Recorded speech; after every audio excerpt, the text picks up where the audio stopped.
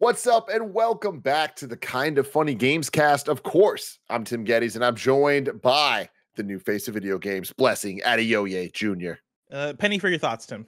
Yeah, you want some thoughts, Bless? I got some for you. Oh no, I now own. Now I'm scared. One of the coolest things in the world. The 4K shit. Sonic the Hedgehog 2 steel case, and look at that. Oh, my the Genesis thing God. slides on and off. Janet, if you ain't familiar, you should be familiar. Get familiar. Paramount Plus, baby. Available now. I'm working on it. Yeah. That's what they tell me. Paramount That's what Plus. they tell you. Of course, we have the roller skating. Janet Garcia, how you doing? Yo, what's good? I'm good. I have Starbucks again, like last time I was on Gamescast. New Good. tradition. Good. That's just every day for me. You know, drink it. Is that just the black ice coffee? Mm-hmm. Living your life the best way you possibly can. Rounding out the group today, we have the master of hype, Snow Bike Mike. What up, Tim? Thanks for having me on another Gamescast. Always love talking games with all of you. I'm really, really excited to have you guys all on this episode. I have a feeling that this is going to be a very interesting episode of the Kind of Funny Gamescast. We are reviewing Saints Row. Seems like thoughts are kind of all over the place on this one. Bless, you had your hand raised. What's up? Was that you that just cracked open a can of LaCroix It or is. some kind of canned drink? I've been listening to a lot of Lil Wayne the last week, and at the beginning of Lil Wayne songs, he'll often have like the sound of the lighter open up the song. Yes. I feel like that's you with LaCroix cans, Tim. Good. I feel like Thank you. that's your LaCroix Lil Wayne Poppy. sound. Mm-hmm. LaCroix Poppy, exactly. Yeah. The little yeah. Wayne of LaCroix, as they call him. God, you guys Oh, are too wow. kind. You guys are too kind. Of course, you can get this show on youtube.com/kindoffunnygames or roosterteeth.com. You can also get it as a podcast by searching your favorite podcast service for Kind of Funny Gamescast, and we'll be right there for you. But if you wanted to go above and beyond, you got to go to patreon.com/kindoffunnygames. Just like our Patreon producers, Fargo Brady, Delaney Twining, James Hastings, and Casey Andrew have all done. Because they support us there, they get the show ad-free. They also get the exclusive post show that because my internet fucked up, we actually did a whole different intro to this show with a whole bunch of other dumb things said. Why did Bless ask for a penny for my thoughts, huh? You'll have to go check out the post show to find that out. Is it some of the most unhinged things we've done on Kind of Funny in a while? Yeah, it definitely is. So go check that out if you so desire. But if you don't have dollars to toss our way, that's okay. You're out there buying games on the Epic Game Store. And if you use the creator code Kind of Funny, it doesn't cost a penny more for you, but it helps us financially. We get a cut of it. It's fantastic stuff, and it's great for everybody. A little bit of housekeeping for you. Next week is about to be awesome. So much cool content coming out. This is Gamescast number 1, but it will not be the final Gamescast because Jeff Keighley's Gamescom opening night live is happening this Tuesday at 11 a.m. We will be live reacting on twitch.tv/kindoffunnygames. And then after that, we will do our Gamescast post-show breakdown where we grade it, give our thoughts on the entire thing, what we liked, what we didn't, if there was big surprises, if there weren't surprises, whatever it is, we're going to be talking all about it. And I am very excited for all of that. Today, we're brought to you by MeUndies, but we're going to have to talk about that later. I want to get right into it. This is our review of Saints Row. Now, Mike, you are the official reviewer for Saints Row here at Kind of Funny. I want to hear your thoughts on the game and what score you give it on the official Kind of Funny scale.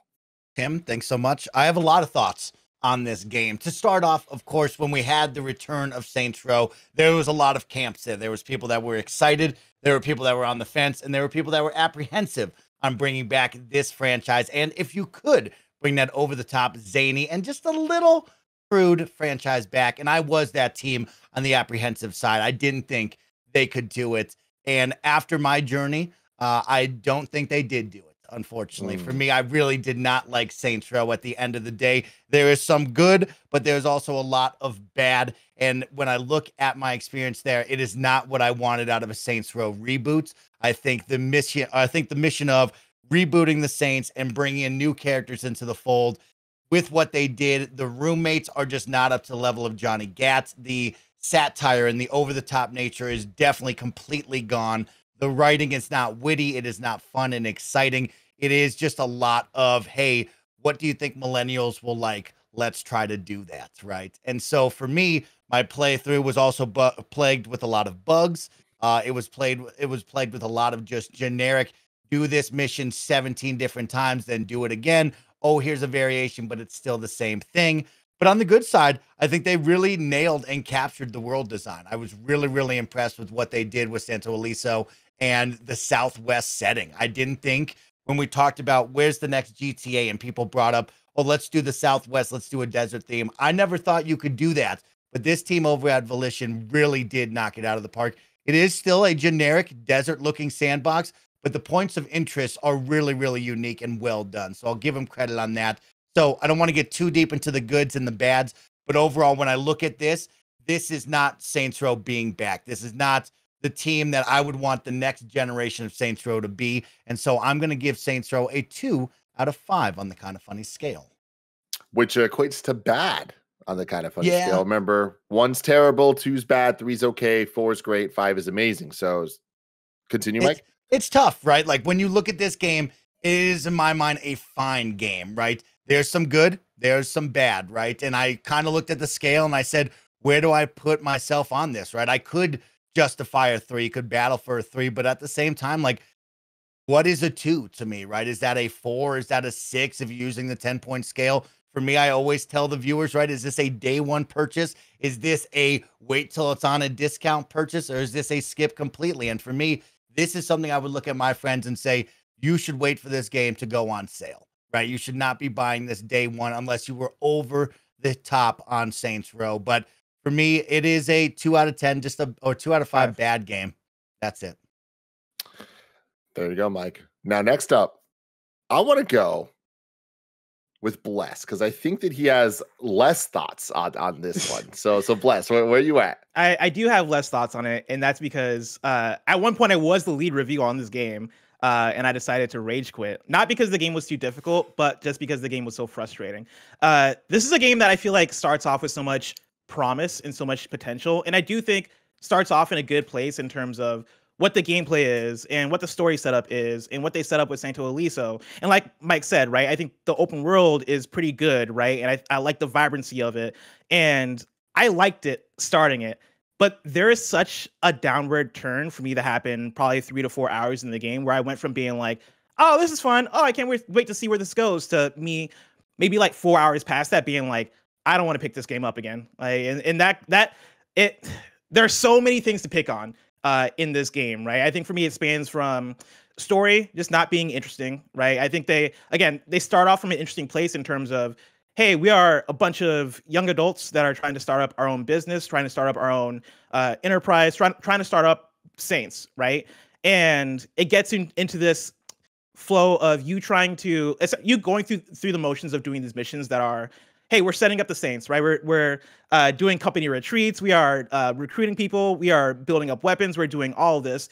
But story-wise, it just does not feel interesting. There's not much to pull on in terms of interesting characters, right? And like, I had a moment while playing this game where I was like, is this Saints Row? Has Saints Row always been bad? Like, am I crazy? Is this just what Saints Row is in 2022? And I had that feeling so much so that I went back and I downloaded Saints Row 4 because I really like Saints Row 4.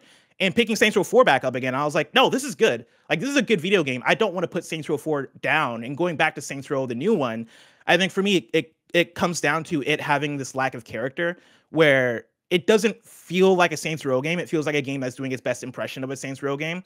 And it feels like something that doesn't bring any new or fresh or exciting ideas to it. You know, after the first 3 to 4 hours, there were moments where I was like, all right, cool. They set everything up. You know, hopefully they bring in exciting characters in the way that in Saints Row 3, I remember meeting that one pimp who had like a T-Pain auto-tune voice and going, oh, this is hilarious, right? I remember getting the dubstep gun. I remember getting the giant purple dildo bat, right? I remember jumping out the helicopter while Power by Kanye West was playing, right? There's so many different moments in the Saints Row games that I think allow those games to shine, allow them to stand out, and allow the goofiness to really come through. When I think of Saints Row 4, I think of the beginning of that game where you're playing as the president and you're like you're waltzing down the White House hallway and you're like giving people dabs and you're doing all these things, right? And there's an alien invasion. These games are the best when they have so much character and so much goofiness, and a lot of the time that stuff makes up for what can be janky or repetitive gameplay. I was really hoping that would come through in the new Saints Row, and at no point does the personality come through in a way that really lifts it up. Instead, what I was met with was non-interesting characters, non-interesting story, gameplay that was oftentimes janky, a lot of bugs, and I'm sure we'll have a big conversation about bugs. And for me, the moment where I rage quit, which was mainly just bad game design. You know, there are multiple missions in a row where every mission in this game pretty much boils down to, hey, shoot down waves of enemies.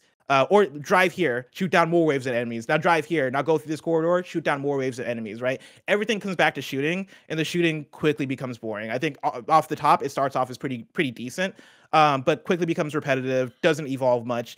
And what really broke me for a couple of missions was the enemy placement, where there's one mission where you are hanging out outside, you are mowing down waves of cops, and it starts off as them like showing up in cars, you mow them down, right? And then the second wave of cops, for some reason, is placed on an overpass that like you can't really see over. And so like I found myself, you know, trying to bust out a sniper, not really being able to see over this overpass, then going, all right, maybe I'll drive to them, but then veering too far, in the game being like, you're out of bounds, get back in 10 seconds. And me being like, how am I supposed to take out these cops?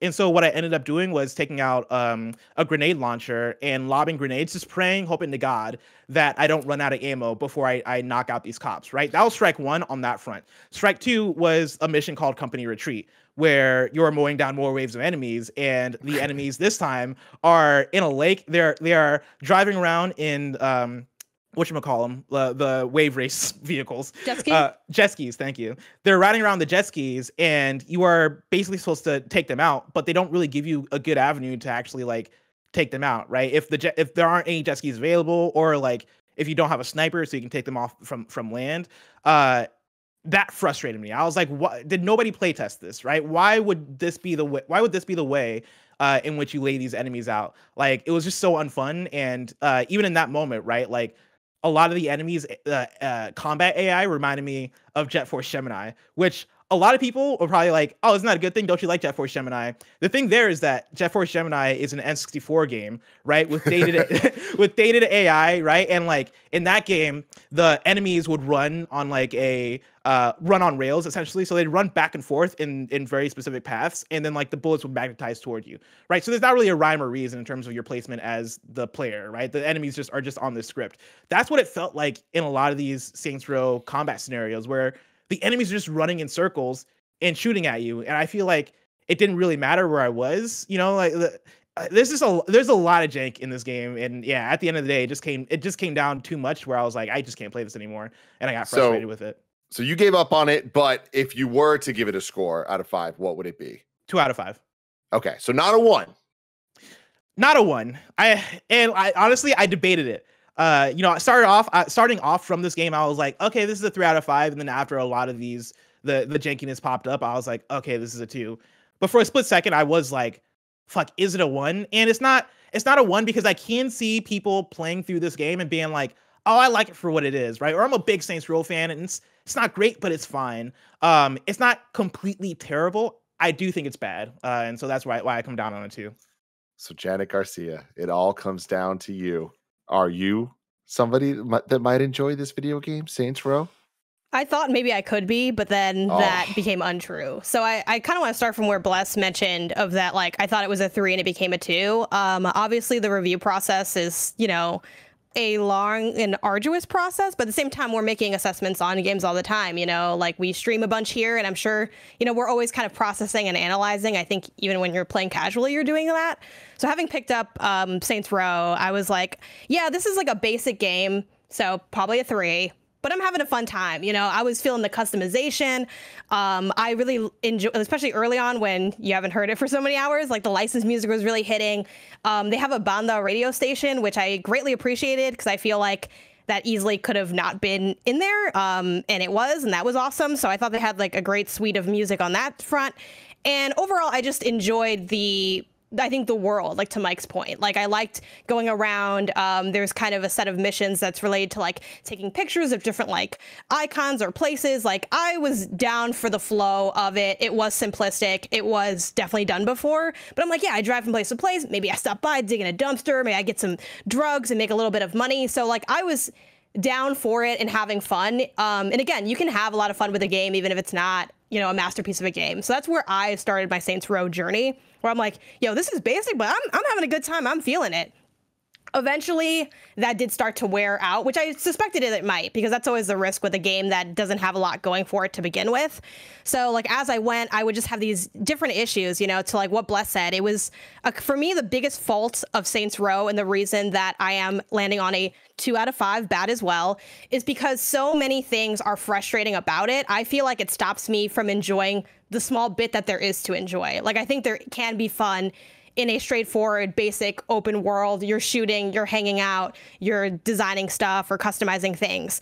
But there's so many moments where I'm like, this is either a really bad design choice or it is straight up broken. And so many times I had to ask myself, like, is this working the way they intended to? Is this a bug? Am I in a bug now? Or did I just not know something? One continual frustration I had was the fact that they give you plenty of information on how to do different side quests, use different vehicles, use whatever.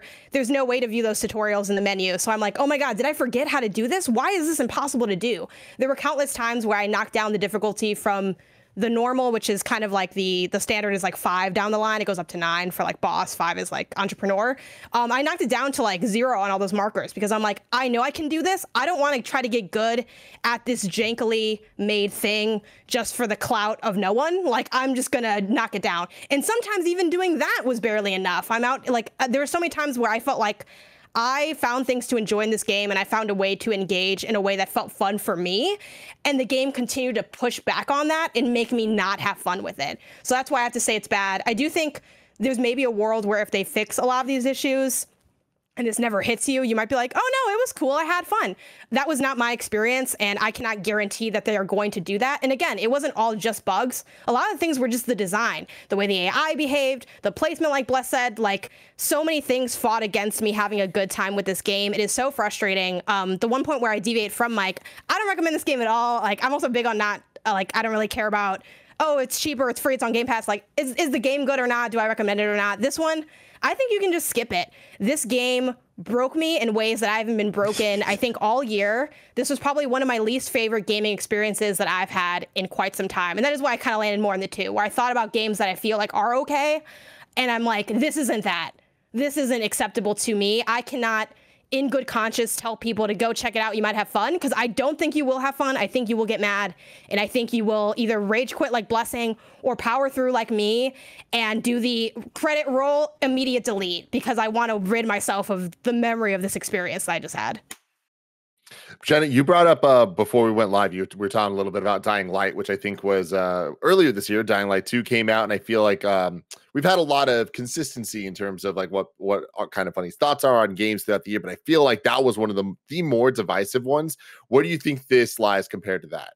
This is like way worse than that, in my opinion. And I know some people think Dying Light is also like very basic, but I actually think there is like layers to Dying Light. Like, I did find myself like immersed in elements of that story. I think the parkour really hits. Like, there are things that I feel like Dying Light legitimately does well. There are quests I can point to and have no like question on whether or not this was like a good gaming experience. Like, there were like the highs were so much higher.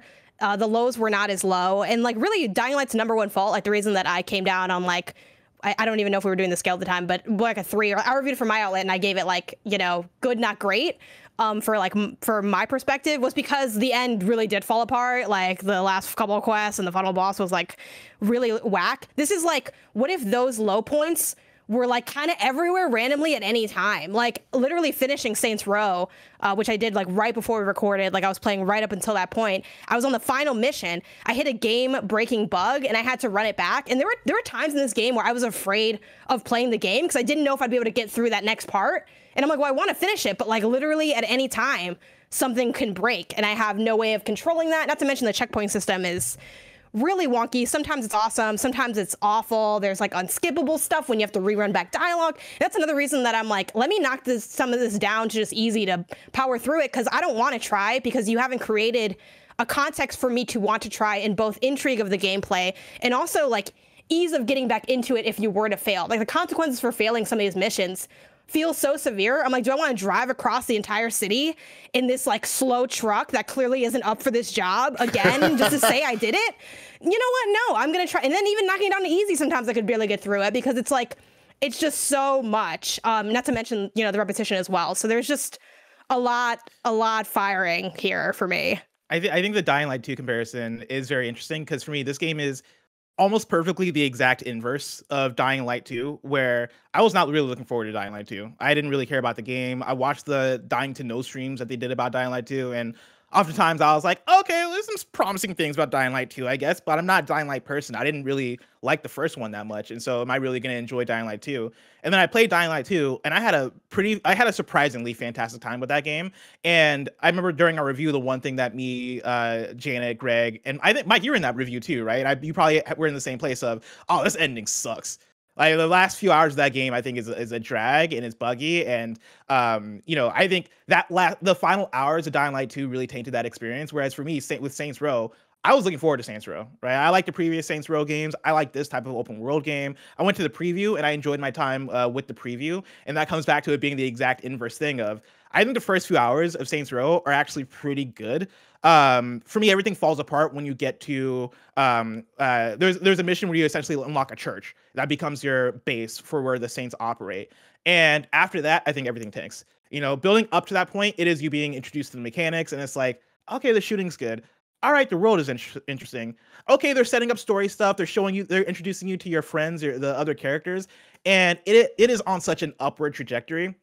And funny enough, during my preview, like that's where I ended up stopping my preview, was at that right after that church mission. So I left that preview being like, all right, cool. Like it seems okay. Like this game seems all right, right? But then afterwards, right, picking up for review, that is after 3 to 4 hours of playing. You get to that point, and I think it just fucking nosedives in terms of, all right, we got no more story to tell, really. All these missions, are you just doing these random things to try and build up that base? The more you explore the open world, the more you experience bugs, right? The more you the more paper thin everything starts to become. In this time around, right, doing the playthrough, I just didn't have any I don't know, encouragement to want to do side stuff. The world stopped being interesting from like a character perspective, right? The world is a character. I think the world looks good. I like the design of the world. I like it visually, but they do nothing for it in terms of the wackiness or like making it interesting. Or I think there are a couple of interesting points of interest, but there's not really much to discover to make that world shine, right? It seems so paper thin in all its elements, and it just unravels so quickly after the first 3 hours of it. Mike, tell me a little bit about the bugs. Oh, the bugs, Tim. Oh, man, I had a couple of bugs. Of course, Blessing did talk about kind of like the enemy placement and some bugs. Like, you're going to run a lot of the same missions over and over again. And I noticed halfway through my playthrough, the mission details stopped showing up. So I had to start guessing what I was supposed to do, right? And for example, what that was is you unlock a new kind of like, what do you call this? Mission or, money-making scheme, right? Like your insurance frauds, your weapon details. But every time you do that, you have to now do 5 things within that territory of the map to make more money, right? And this is the generic pull up, kill 20 people, find the spot, hold it down for 90 seconds, or kill a police van. And I started to notice halfway through my playthrough, I would pull these things up and the mission details wouldn't tell me what I was supposed to do. So I just have to guess, right? And that really, really sucked. Enemy placement, like Bless said, I had the same thing happen to me on the bridge where I couldn't kill anybody and you weren't allowed to leave the zone. Another big game-breaking bug for me was car customization, right? I said, in my mind, the good was some of the customization, but I had a totally unplayable experience with the car customization because when I went into Jim Rob's garage, I had this bright glare where you couldn't see the car. It was just totally white with like a fluorescent light. So every change that I made, I couldn't actually see what was happening to the car. So I went in there about 7 times, never once could see the car. And that really was disappointing on a customization side. And then my final big bug was the 4K UHD setting. It was unplayable. It was framey. It never could get to a consistent frame rate. Mind you, this game isn't pushing the graphics limit. It's not really that pretty of a game. It looks like a 360 game, to be honest with you. But this is the next generation of consoles. We're looking for that 4K 60. I'm expecting that out of a lot of these games. And this game could not set the tone on frame rate. It was choppy. It was bad through cutscenes, through gameplay. I had to play my whole experience in 1440p high frame rate, which I know a lot of people will be like, that's fine, right? But I'm expecting if you put a 4K UHD setting in the gameplay that it runs well and I can be able to play it that way. I could not at all. So those were a lot of the big bugs I had from mission details, car customization. Then just 4K UHD was really disappointing and sad to me. Did either of you guys use characters with glasses or customize your character with glasses? Yes. Did you guys have the weird glasses fog? Yeah, I thought that was just the specific glasses, but then I never found a store that had other glasses. So I was like, this is just what I look like. Yeah, it was Please explain.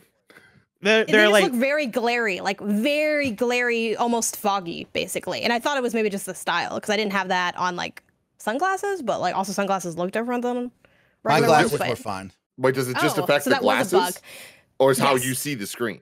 just the glasses, glasses. just the glasses. Oh, Yeah, okay, how the okay. glasses look on your character. I didn't So, realize like, that was a bug.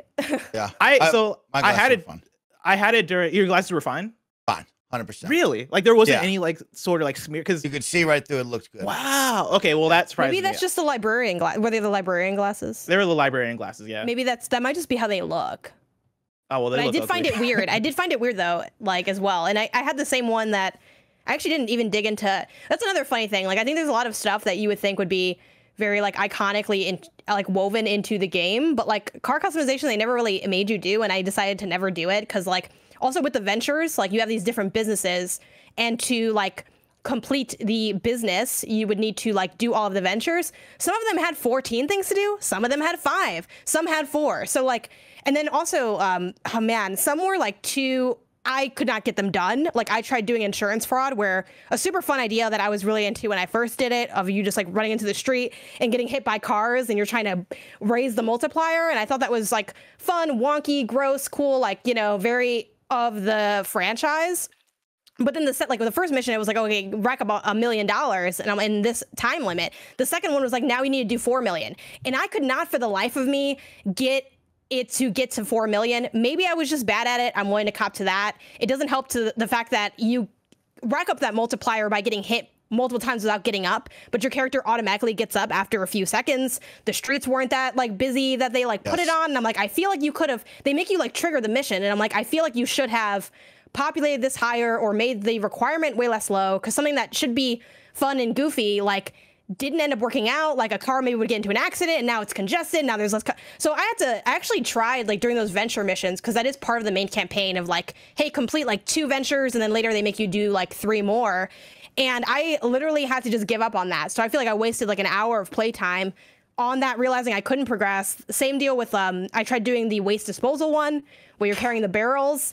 The barrels would like they would get destroyed. They would get destroyed for me like immediately. And I arrived at the place with no barrels left and I didn't get any of the credit, but they also didn't even give me negative feedback either. They didn't say I failed. They just didn't tell me anything. So I'm like, okay, this venture is not going to be done.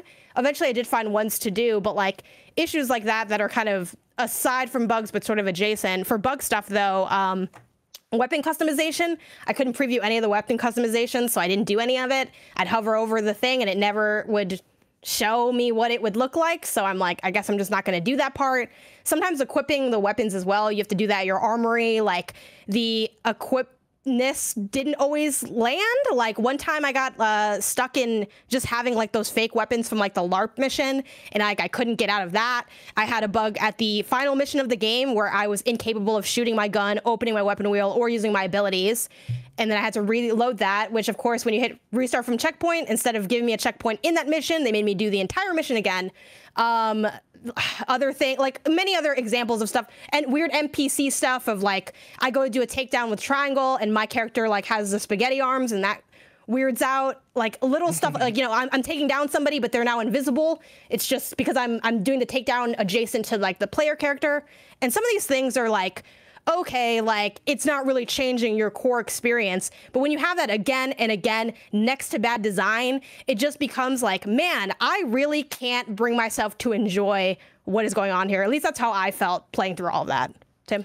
So Janet, we're going to take a second to get a word from our sponsors. But when we get back from that, I want to hear, what did you like about this game? Wait, before we get there, I have a bug I want to pull up for that. Okay. Well, first off, here's a word from our sponsors.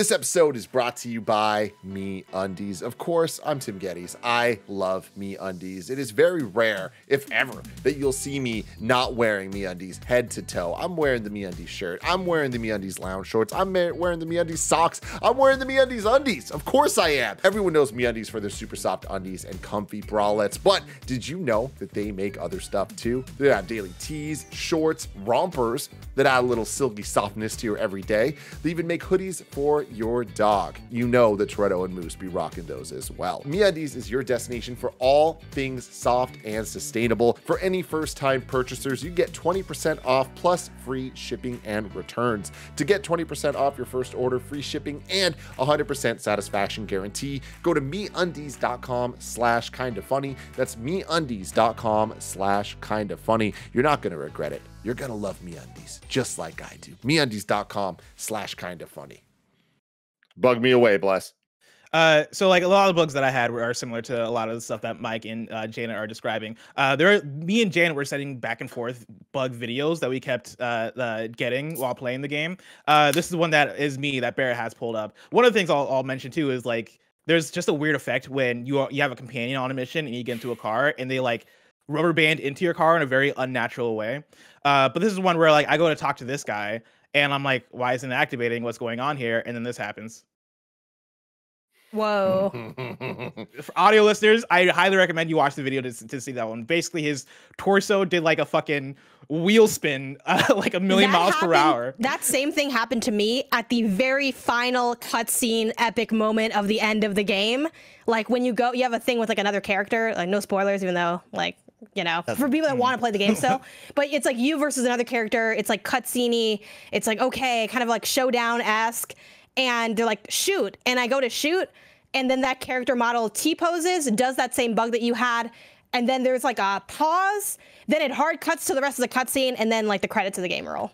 And that's and I'm like, I can't think of a better way to cap off what this experience of this game was than what had just happened to me at the end. I love how it looks exactly like one of the inflatable tube guys. Yeah. Like and yeah, character models in this game just don't look great. I think the environments look decent, but the character models look bad, dude. Come on. And that's from everywhere, from like even the detail of the character models. I can't believe it's a PS5 game. Mike mentioned earlier that it looks like a 360 game. Like the character models especially look like oh my God. So many loads, because of course it's trying to make a custom character. There's so many loads in this game, it's ridiculous. And maybe there's someone out there who makes dope looking characters, but for the life of me, I could try to make a dope character. I could put on multiple different outfits and it always looks bad. It never looks right. The t-shirt doesn't sit right, or the t-shirt looks ugly. You got boots that don't look good. The character has pubes on his face for a mustache. Like, I have never once in this video game found a good looking character where I'm like, oh, that's a good job, Mike. You made something good. Most of the time I'm like, God damn it, like I'm wearing the exact same suit they gave me at the beginning because none of the clothes look good. And also, I could never go shirtless. There's a main character in this game who's shirtless, showing off a bunch of tattoos. Oh, you should be able to. I'm not, I mean like shirtless, Janet. They would make me wear an undershirt the whole time. I could never go shirtless. You can take that off. Oh, that's like, I think that's the unless sensor it's a bug. setting. That could be a bug. Yeah, I couldn't take the shirt off. And they're like, oh, get tattoos and stuff. I'm like, I can't take the t-shirt off. Why am I getting tattoos? You can be totally like completely topless with like your nipples out and everything. Like if that's what you're, you know, the important content to get out there. You can't have like there's no bottom nudity. Like you have to have like a little like sensor like icon over it. But you can have your titties out in this game. Sometimes you got to let those titties titty, man. Game, this might be the only game of this year where you can like be full titties out. So like, you know, if that's what you had on your wish list, there you go. Tim, you mentioned for the highlights, one more quick low light that I got to throw out there with the loads and everything. Really quick. Go for it. You can fast travel in missions. Yes. And they will like and they will literally what bothers me to no end about this. And also this is me like not holding back, but you know, I'm trying to be like a total ass and people worked on this and they, you know, put out there and I wish it was good, but it's not. What sucks is like you'll have something like, okay, maybe there's like a team meeting. That's how like the mission starts, you know, and you'll trigger that mission because you have to like opt in to like start the mission. And they'll be like, oh, we're having a team meeting. Come to the church. But I'm on the other side of town. They're like, oh, well, you can't fast travel because you're in a mission. So like, I guess you could abort mission, go to the church and then start it, which like, I don't know why I didn't think of doing that in my 15 to 20 hours. But like, the fact they don't let you fast travel anywhere. There's also not that many fast travel points to begin with. Even the unlocking sometimes would be janky for me. But yeah, I'm sure we'll get into more negatives. For the positives, though, I will say I actually did like the character customization. I felt like I was able to make a character that totally looked like me to a degree, you know, within like video games. I liked a lot of the customization. There's very little character customization beef I have, other than very small nitpicks, like you can only have one like ear piercing when it's like I feel, you know, I have like 3 on one ear, so I'm like I feel like they could have beefed that up a little bit. But for the most part, I thought they had a great suite of like, and people already know this who are maybe excited about the game because they put out like the boss customization early to let people tinker with it, which I think is smart because it is one of my favorite parts of this game. I like the shopping fine. Clothes were definitely hit or miss, but I did enjoy like the process to a degree of customizing my character. Like I said, I love the radio stations. And I also did like some moments of the story. Like I liked, you know, you have your group of friends and like one of the characters is Nina, who's like Hispanic. And like she has this, like, in my opinion, one of her quest lines where they kind of deal with like, she has her drama, you're trying to help her out. And she kind of tells this like heartwarming story about her family. And like, I'm sure for some people that didn't hit. For me, I thought that was like actually a really touching moment in an otherwise mostly flat story. I think too, like, again, a small thing, but I'm always complaining that they do the weird, like, amigo, hello, hola thing with like Hispanic characters. They do have her speak Spanish, but oftentimes if she does, she will say like a full sentence in Spanish, which is something that, granted, the bar's on the floor, but I have not really heard a video game character do that, and I really liked that aspect of it. So yeah, those were elements that I felt like brought me into it. And then I do like the idea of having your different businesses and stuff too. Like I think the game has plenty of good ideas, but because the execution wasn't that wavy, it didn't take a lot for it to fall apart. And I think a lot of our discussion is breaking down the ways that it did fall apart and why it isn't at that, like, you know, that 3 level. But yeah, those are kind of my quick highlights. Yeah, I agree. Go for it, Bless. The customization I thought was pretty decent. I like the car customization.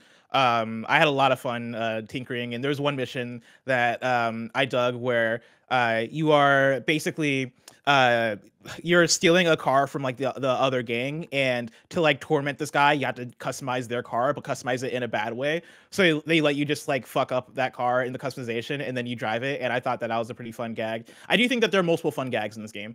There are a couple of times that I found myself actually laughing out loud. There's one mission where you have to pick up donuts for the crew, and you get to the donut shop, you stand in line, and then like you're moving, you literally like have to like inch your character forward, and like as you're doing it, you're calling up your squad mates to be like, hey, you know, what do you want? Like, I'm picking up donuts, you know, what kind of what toppings do you want?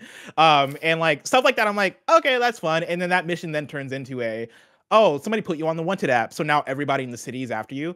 And like the Wanted app is actually another thing I like in this game, where like how GTA has the missions where you're going to the payphone and they're giving you these assassination missions. This game basically has the exact same thing in the Wanted app, where you go to this app and you get to choose which of these assassination missions you want to do, right? In the Wanted app, one of the gags with it is that it started off as like a Tinder, as like a dating app, but then like turned into like this Wanted situation. There are a lot of gags around that I was like, okay, this is cool, this is fun, and these Wanted missions I think are pretty decent. A lot of that stuff I liked, and then I liked some of the music choices. Like one of the early things you do in the game is you get into a police chase, and KRS-One's Sound of the Police plays. And that felt like hey, we're trying to replicate that power moment.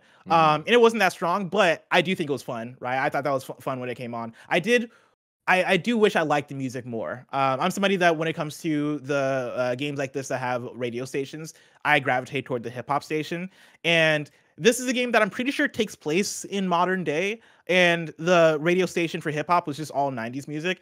And it struck me as like, oh yeah, the people making this game just really like 90s hip hop. Flex wasn't, though. They had 2 hip hop radio stations, and the Flex radio station was modern. I still don't think it hit that hard, to your point. Like, but they had like Princess Nokia and a couple other like tracks, which like one thing that I liked about this game that then like to kind of build in the music thing, but then it kind of ended up not working out for me again because of bugs, is they at one point unlock a playlist feature on your phone where you could like make your own playlist and like play that, but I couldn't get it to work in a way that felt predictable. Like I'd start a song and it like wouldn't start, and then I hit it again and it would go, but then like they'd pause it automatically, or I'd pause the music and then once I fast traveled somewhere, automatically start it again when I'm like, I didn't say I started it. So I didn't end up actually using that as much. And that's something I wish they integrated with the car a little bit more, because you have to kind of pull it up on your phone. It's like separate from the vehicle. I'm like, it could have easily just been the aux as a station, and that would just be the playlist playing. But yeah, and then like real quick before like, you know, Mike's highlights too, I just want to point out something that I had forgotten up until this point. But with the ventures, one venture that I really liked, which it's a shame that like, it's nice to have freedom of choice, but when all the choices are the same quality, that's when it's kind of whack. There was one venture that was called like Eureka something. It's a corporation that like would, you know, do different tinkering with devices, and the missions you had were alpha testing the devices. That thing was fire, and I'm like, if people miss this, that sucks, because that's where you get, and it was also kind of too late in the game in my opinion, but that's where you get stuff like a football where it locks onto enemies and flings them in the air. You get a freaking, as one of your special abilities, like a sort of like projector border shield looking thing that lets you like shoot through buildings at enemies for a certain window of time, and you get a hoverboard there. And I'm like, why is this not like in the main part? Because using those at the end of the game were like some of my favorite gameplay moments, and it helped make gameplay feel different, specifically that shield, because I'm like, now I have a different tactic that I can do other than just going in there and just shooting everyone. I'm still shooting everybody, but I can be a little sneakier or kind of do something different with it. So I also thought that was cool. Yeah, well said, Jen. I agree with the incubator is a must-do early on in the ventures if you can get that, because, yes, the football and the shield are really dope. For me, Janet, the hoverboard was just too slow. I hated it because it was like really wonky. Hey, yeah, it's really wonky. Like, that's one thing when I bring up the bad is the combat and driving feels so antiquated and old, and none of the driving feels good. It all feels very stiff. Every car is way too slow. There's not a standout car that you'll remember like Grand Theft Auto. And then out of nowhere, you'll hit like a fire hydrant and the whole game will just explode. Your car will be flying 50 yards the other way. You'll be bouncing left and right. Like, driving just feels stiff and bad in this game, and it never feels fast enough, especially like Janet with the hoverboard. You do a hoverboard mission and then they say, oh, go 1,800 meters the other way. And you just slowly putts over there, and you're like, what is the point of this? Why is it always such a hassle to get from point A to point B? And then the shooting, they have the auto lock on just like any GTA and Saints Row, but it just feels old. It's not refined enough where you can quickly move amongst people. If you're in a crowd, it will log onto one, and then in the back it will freak out and try to lock onto the other one. It's just not smooth at all or precise, which is too bad. But for the goods on mine, I agree, Jan. I think the incubator was super dope. Some of the ventures are fun, but really it all comes down to the same thing. Go kill 20 guys, go from point A to point B on this car ride, and then so on. And they're never fun and exciting. But things I did love, the world design, like I brought up, I think they really crushed the Southwest feel, right? From the music to the points of interest were really beautiful and cool. And they also had these really random events. We always talk about these open worlds and how they try to make it feel like a lived-in open world, but nobody's ever quite done it. But we've had goods and bads on each one. This one has really cool, like, random events as you're driving around. Like, you'll be off in the desert and people will be shooting off fireworks, which is dope, right? You'll be in town and there's a fender bender or a cop is pulling someone over, right? And like every now and then you'll see that and you'll be like, oh, that's really cool looking. And then, of course, you'll drive down the road and there will be no one there all of a sudden. Or you'll drive down the road and it's like people are walking sideways and don't look right. And it's like we're making strides towards that truly lived in open world, but they had some good, a lot of bad on that one. Another one I liked was the endless checklist. Like, I think a lot of people like these action open world games because it is just a endless checklist of things to do.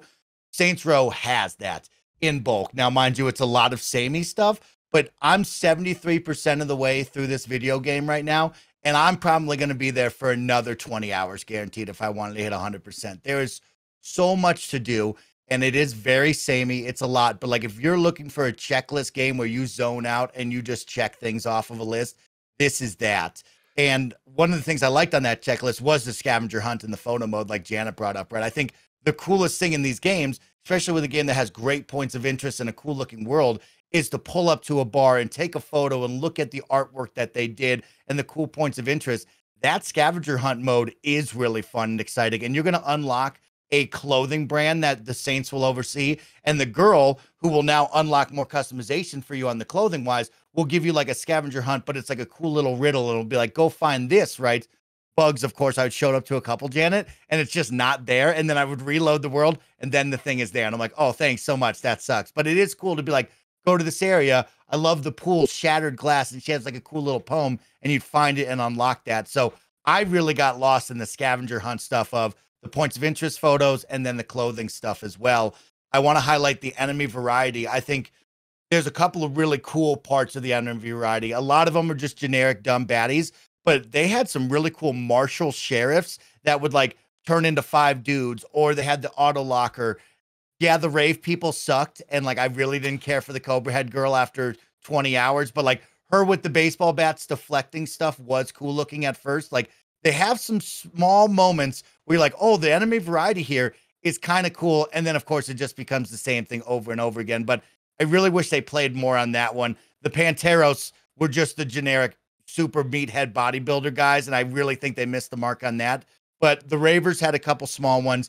Marshall did have some really cool enemies where you're like, oh man, I wish I saw more of them, but they just weren't there. And then my final piece that I really liked, I touched on the story that I did not vibe with, did not like. And so I said, okay, what can we find good out of this? And that's the mission set pieces. I think when you start this game, the first 5 missions have really awesome epic set pieces, right? You start off, you're in the desert driving, it feels like Mad Max. Then all of a sudden you're breaking a guy out of prison. It feels like Hobbs and Shaw out of Fast and Furious. And they have a really cool couple of moments where it's like, man, you did great on the set pieces, but the story overall for me never worked, right? The roommates never felt good.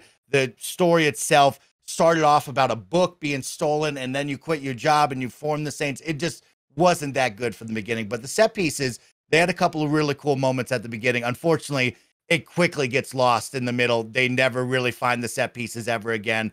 LARPing was not fun and enjoyable at all.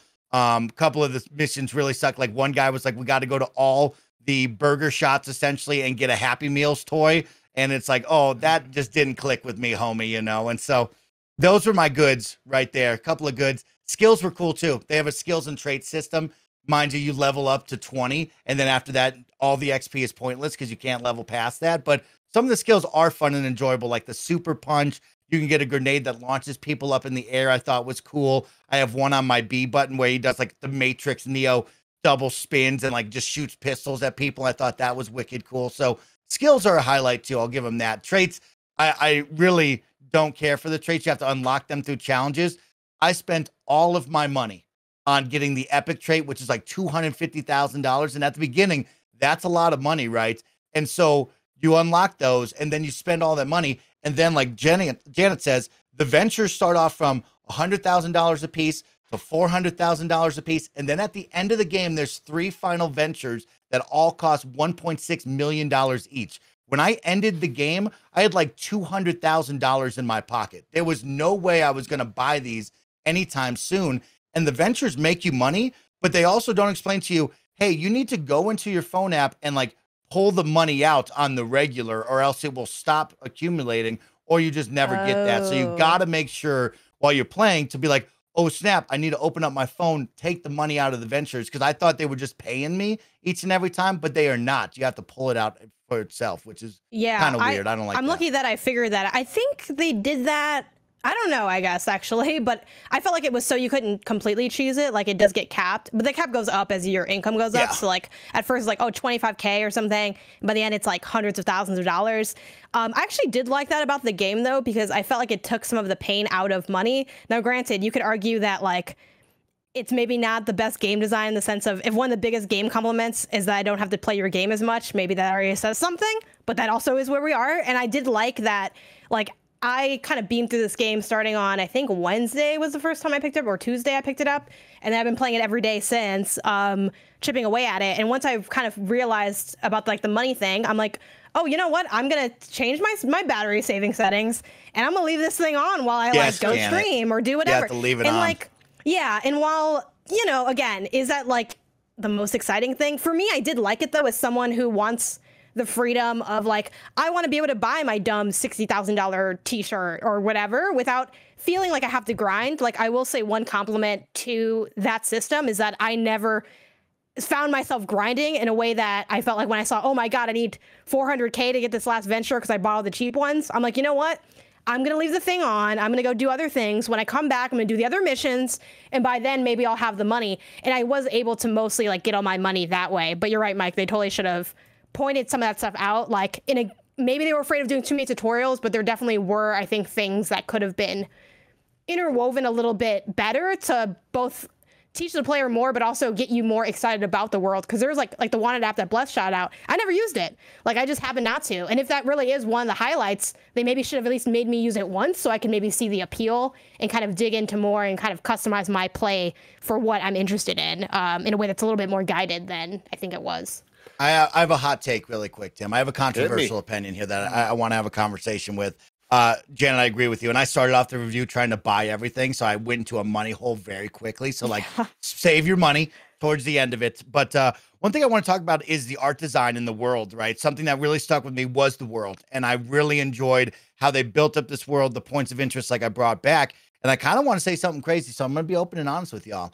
I like this world. And I think it's more beautiful and like kind of good looking and better looking compared to Grand Theft Auto. I don't know what it is, if it's the art style. I don't know if it's because we're closer, but there's something where the detail of the world is more powerful than Grand Theft Auto. Grand Theft Auto, mind you, I really like, and it is great, but there's something about it where you're on the city streets and everything, like the sides of the walls look better and like it just feels better to me and looks better. I don't know how, it's a weird thing I'm trying to figure out how to describe in my mind, but I like the look. It's pretty vibrant. I think the vibrancy like the does look a lot better.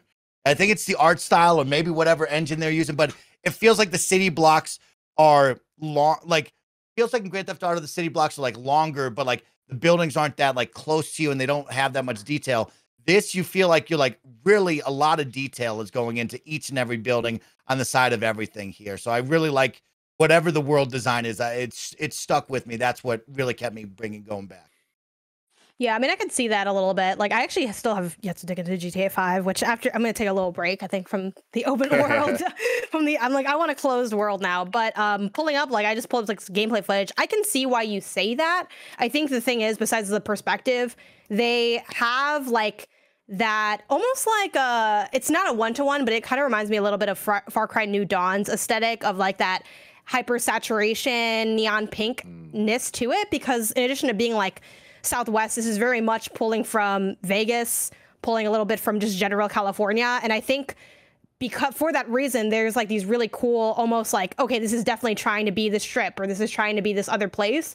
So I think you catch more like areas of vibrancy. I think also too, because it has a little bit more of that cartoony aesthetic, I can see why that might hit harder than, God, when did GTA 5 come out? Like 2013. Yeah.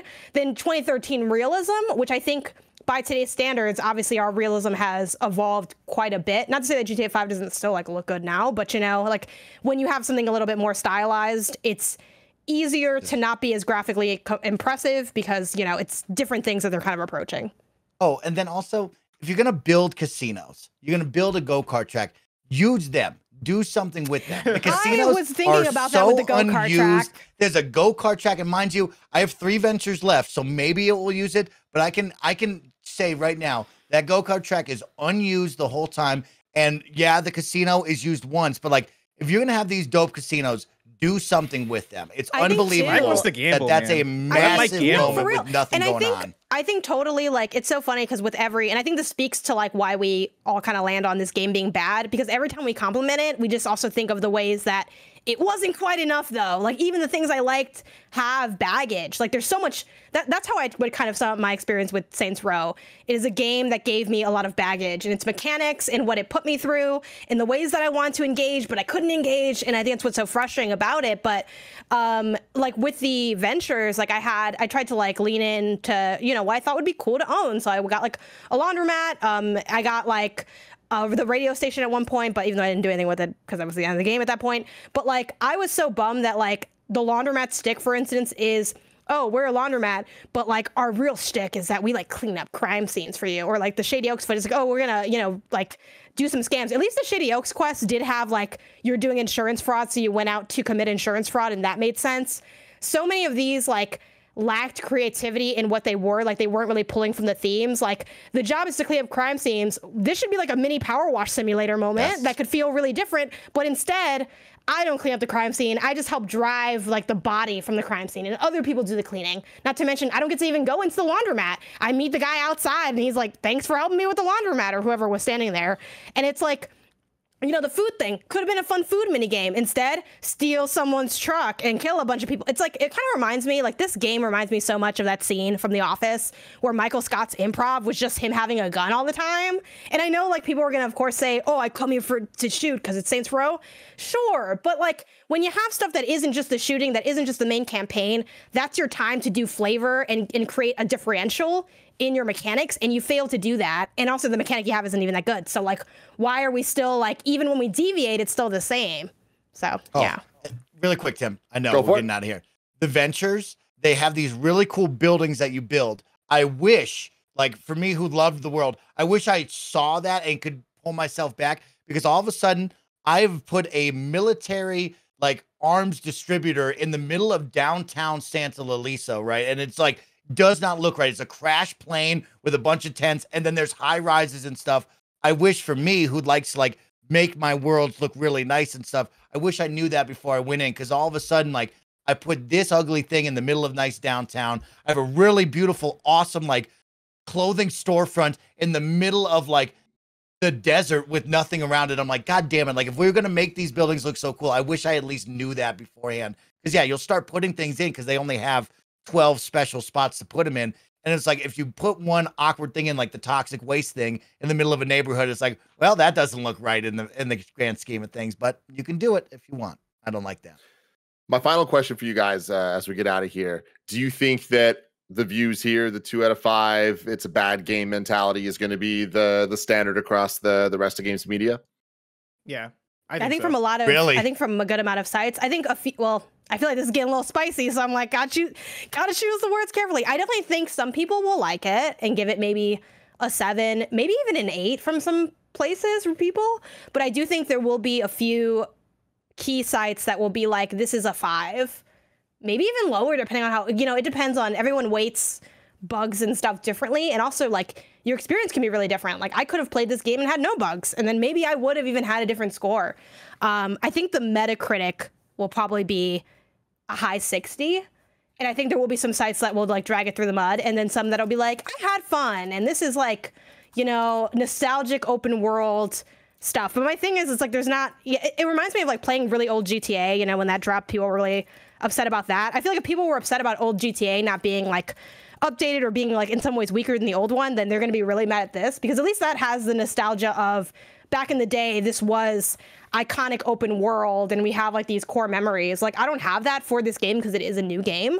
So what I do have is just pain and frustration. Oh, damn. I mean, even removed from nostalgia, I would rather play GTA Trilogy than to play this. And these are both why you games shouldn't have drafted it, Bless. I don't know why you drafted this game. Oh, thank God I chose had, this, Janet, right? I had promised, Janet. It had promised. And also, like, who counterpicked it? Someone me. I knew this wouldn't live up to God that. damn it. Snow Like Mike's coming up. On the pulse. Snow Like Mike's coming up. No, I think this will land in like the 5 to 7 range. I think the 7s will be like on the higher end of the scores. Like, somebody's gonna give it an 8, and I'm sure somebody might give it a 9. I call those people crazy, but like, yeah, I think this will. I think the 5 to 7s is probably gonna dominate where this game lands. And I don't know. I don't think one person is gonna be like, this is the best Saints Row game. I think Saints Row has been better in the past. I think this is a step down, and I forget who mentioned it. It might have been Jana, of like, you know, like, I don't want to just like shit on games for shitting on games, or like, you know, it's not just good for Game Pass or whatever. Like, I'm somebody who really likes Volition. I'm somebody who wants Volition to win, right? Volition's like that's a game studio that resides in my hometown. So I had friends growing up that would do QA for like previous Saints Row games and shit. This is a game that I wanted to win so bad, and like, I almost feel like a upset parent having to come down and be like, nah, man, this is bad. Like, you guys gotta step it up, because this one isn't it. But yeah, no, I do think that the popular opinion is probably gonna be that, yeah, this is not it. Mike, you had a visceral reaction to that. I think we're going to see a lot of 7s here. I think a lot of people will play it safe and give this game a 7. I think it needs to be somewhere in the 4 to 6 range is where I would put this, but I bet you we see a lot of 7s tomorrow or whenever this drops. Well, there you go. We'll have to wait and see. Thank you guys for hanging out. Let us know in the comments below if you're still excited for this Saints Row reboot or not. We will be doing a whole bunch more fun content this week, live on twitch.tv/KindaFunnyGames, and then later youtube.com/KindaFunnyGames, including Jeff Keighley's Gamescom opening night live. It's going to be a ton of fun. Until next time, I love you all. Goodbye.